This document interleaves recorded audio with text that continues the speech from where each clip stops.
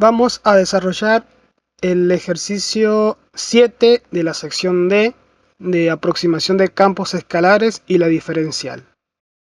El ejercicio dice lo siguiente: sea la superficie dada por la ecuación x por y por z igual a 1, considere el entorno del punto P sub 0 en 1, 1 y aproxímela mediante una función cuadrática tangente en el mismo punto. Entonces tenemos nuestra ecuación x por y por z, la cual si expresamos o llevamos el 1 para el primer miembro, nos va a quedar expresada en una forma implícita. O si nos animamos a despejar z, nos va a quedar una forma explícita, es decir, z depende explícitamente de x por y. Aquí hay dos formas de trabajar, las cuales vamos a llegar al mismo resultado, como en la clase práctica, o trabajando con la forma explícita de la función, o bien trabajando con la forma implícita, la cual llegamos exactamente al mismo resultado. Nos piden la aproximación cuadrática, es decir, tenemos z igual a un z sub 0, que básicamente va a ser el punto P sub 0 evaluado en la superficie original, más el primer término, que sería una aproximación lineal, es decir, z más igual a z sub 0 más un diferencial z, nos van a dar una aproximación lineal a ese punto, y si le sumamos un diferencial segundo de z, vamos a estar obteniendo nuestra aproximación cuadrática en dicho punto. Bueno, la diferencial z se define como la derivada parcial de z respecto de x evaluado en el punto P sub 0 por diferencial x, más la parcial de z respecto de y evaluado en P sub 0 por diferencial y. Lo mismo con la diferencial segunda en z. Aquí está expresada con la notación, digamos, clásica, si se quiere. O bien podemos expresarlo de una forma más compacta como z respecto de x, z respecto de y y después las derivadas segundas para el caso del diferencial segundo. Bueno, si ahora tomamos nuestra ecuación dada en forma implícita, x por y por z menos 1 igual a 0, podemos ver a toda esta función como una f que depende de x y z, como una función de tres variables.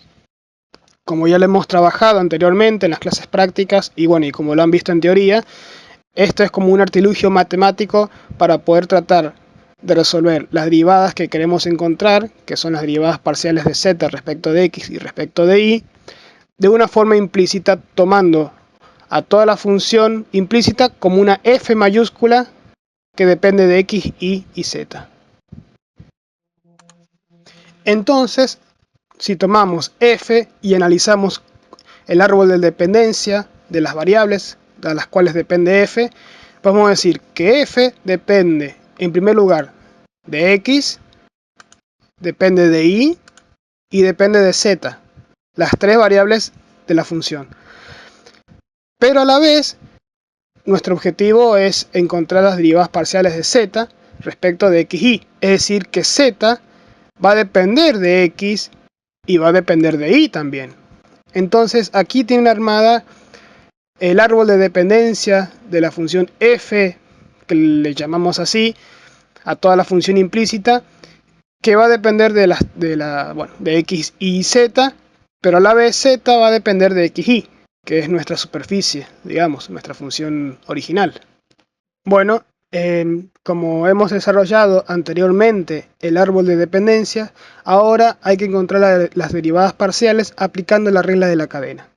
Como han visto en las clases, la regla de la cadena consiste en ir derivando, digamos, de izquierda a derecha, es decir, la función f, e ir barriendo hasta la función que dependa de la variable a la cual queremos derivar, por ejemplo z, que depende de x, y ir resolviendo hasta encontrar las derivadas parciales. Por ejemplo, yo quiero derivar z respecto de x. pero z lo tengo en una jerarquía, digamos, inferior, si se quiere, con respecto a f mayúscula. Entonces primero tengo que encontrar las derivadas parciales de f para luego encontrar las derivadas parciales de z. Esto quiere decir, primero derivo f respecto de x, más la derivada parcial de f respecto de z. Y ahora me fijo en z y digo, bueno, z depende de x, y. Pero yo ahora estoy derivando respecto de x, entonces derivo ahora z respecto de x. Esto queda de la siguiente forma. La derivada parcial de f respecto de x, que acabo de encontrar, más la derivada parcial de f respecto de z, por la derivada de z respecto de x. Aquí he aplicado la regla de la cadena. Entonces, si yo despejo la derivada parcial de z respecto de x, que realmente es lo que yo quiero encontrar, me queda de la siguiente manera. La derivada parcial de z respecto de x va a ser igual a la menos relación que hay, o el menos cociente, entre la derivada parcial de f respecto de x sobre la derivada parcial de f respecto de z. Y de esta manera, razonando el árbol de dependencias, nunca se van a equivocar en encontrar las derivadas parciales de z respecto de x y las derivadas parciales de z respecto de y. Ahora aplicamos lo mismo con la parcial de z respecto de y.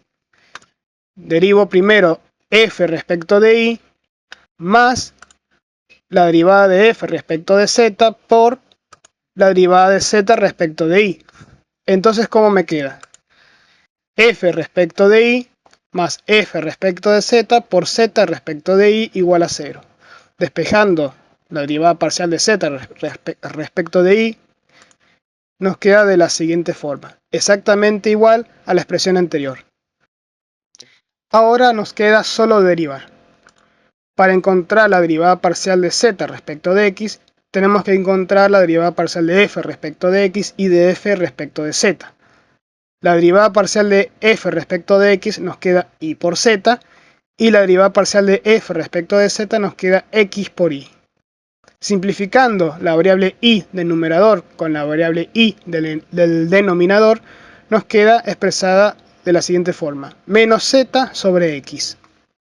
Ahora un tema interesante que aparece acá es que la expresión derivada, en la expresión derivada tengo el término z, que es mi función. Cuando les aparece eso, por ejemplo, ustedes están derivando z respecto de una variable y en la expresión derivada, es decir, en el resultado les aparece z, bueno, ahí tienen que reemplazar lo que dice z. Z, ¿qué dice? Que la función vale 1 sobre x por y.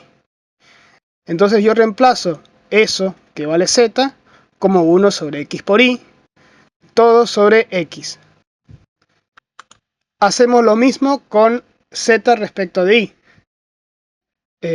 Buscamos las parciales de f respecto de y las parciales de f respecto de z y resolvemos exactamente lo mismo. Simplificamos las variables que debemos simplificar y obtenemos el resultado siguiente. Pasando a limpio, nos queda que la derivada parcial de z respecto de x va a ser igual a menos 1 sobre x cuadrado por y, y si lo evaluamos en p sub 0 nos va a quedar igual a menos 1. Lo mismo con la derivada parcial de z respecto de y, nos va a quedar igual a menos 1 sobre x por y al cuadrado, y evaluado en p sub 0 nos queda menos 1. Ahora tenemos que encontrar las derivadas parciales segundas. Hasta ahora hemos encontrado las derivadas parciales primeras, pero para armar la aproximación cuadrática necesitamos encontrar las derivadas parciales segundas. Entonces la derivada parcial segunda de z respecto de x dos veces va a tener esta expresión. Evaluado en p sub 0 va a valer 2. Hacemos lo mismo con la derivada parcial segunda respecto de y dos veces. Lo evaluamos en p sub 0 y la derivada parcial cruzada, digamos, de z respecto de x y nos va a quedar esto que está acá. Ahora tenemos que reemplazar lo que obtuvimos tanto con las derivadas de primer orden como con las derivadas de segundo orden. Reemplazamos lo que obtuvimos con el diferencial de primer orden y el diferencial de segundo orden en nuestra expresión general de la aproximación cuadrática. Seguimos resolviendo hasta que nos quede una expresión reducida. Reemplazamos lo que vale diferencial x y lo que vale diferencial y en nuestra expresión. Finalmente, obtenemos una expresión reducida como la que observamos acá. La misma representa un paraboloide, digamos, pero que tiene una cierta inclinación u orientación debido al término x por y. Simplemente acá observamos que el paraboloide o esta aproximación cuadrática es tangente al punto P sub 0 que nos dieron. Cabe aclarar que esta superficie, la superficie original a la cual analizamos, no es una superficie continua en todo su dominio. Es decir, esta función, la función x por y por z igual a 1, presenta ciertas discontinuidades, como se puede observar. Sin embargo, pudimos calcular las diferenciales de primer orden y de segundo orden en un entorno de P sub 0. Es decir, si bien no es continua en todo su dominio, si analizamos un entorno del punto P sub 0, sí se pueden calcular las diferenciales.